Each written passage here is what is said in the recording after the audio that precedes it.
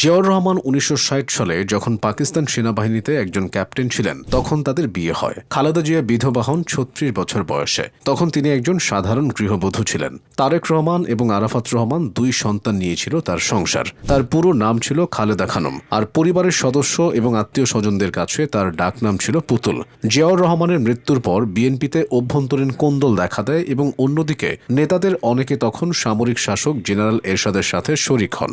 সব মিলিয়ে দলটি চরম বিপর্যয়ের মুখে পড়ে। সেই পরিস্থিতিতে খালেদা জিয়া বিএনপিতে যোগ দেন ১৯৮৩ সালের ৩রা জানুয়ারি। প্রথমে তিনি দলের ভাইস চেয়ারম্যান নির্বাচিত হন। এর পরের বছর ১৯৮৪ সালের ১০ই মে বিএনপির চেয়ারপারসন নির্বাচিত হন খালেদা জিয়া। তিনি ১৯৮২ সালেই যখন বিএনপির নেতৃত্বে আসেন তখন জেনারেল এরশাদের সামরিক শাসন চলছিল। সেই শাসনের বিরুদ্ধে ৯ বছরের আন্দোলনের মধ্য দিয়েই তিনি রাজনীতিতে নিজের এবং দলের অবস্থান তৈরি করেন বলে বিএনপি নেতারা মনে করেন। বিএনপির নেতৃত্ব নেওয়ার পরের বছর ১৯৮৩ সালে তিনি ৭ দলীয় ঐক্যজোট গঠন করে এরশাদের শাসনের বিরুদ্ধে আন্দোলনে নেমেছিলেন। ১৯৮৬ সালে আওয়ামী লীগের জোট এরশাদ সরকারের অধীনে সংসদ নির্বাচনে অংশ নিয়েছিল। তবে বিএনপির জোট নির্বাচনে অংশ না নিয়ে ৯ বছর রাজপথের আন্দোলনে থাকায় খালেদা জিয়া আপসহীন নেত্রী হিসেবে পরিচিতি পেয়েছিলেন। এরশাদ সরকার বিরোধী আন্দোলনে খালেদা জিয়া গ্রেফতার হয়েছিলেন ৩ বার। এরশাদ বিরোধী আন্দোলনের মাধ্যমে খালেদা জিয়া বিএনপিকে পুনরুজ্জীবিত করেছেন।